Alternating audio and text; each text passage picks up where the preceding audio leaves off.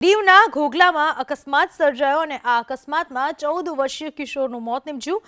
પાણીના ટેન્કર અને એક્ટિવા વચ્ચે અકસ્માત સર્જાયો હતો। અન્ય એકને ઈજા પહોંચતા સારવાર માટે હોસ્પિટલમાં ખસેડવામાં આવ્યો। દીવમાં આ અકસ્માતની ઘટના બની ઘોઘલામાં, જ્યાં અકસ્માતમાં 14 વર્ષીય કિશોરનું મોત નીપજ્યું। પરિવારમાં આક્રંદ છવાઈ ગયો। પાણીના ટેન્કર અને એક્ટિવા વચ્ચે આ અકસ્માત સર્જાયો હતો। અન્ય એક વ્યક્તિને ઈજા પહોંચતા તેને સારવાર માટે હોસ્પિટલમાં ખસેડવામાં આવ્યો છે।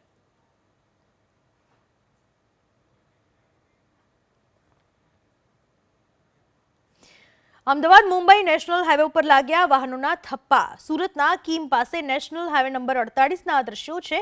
કીમ નદીના ઓવરબ્રિજ પર ચાલી રહેલી મેન્ટેનન્સની કામગીરીને લઈને સર્જાયો લાંબો ટ્રાફિક જામ।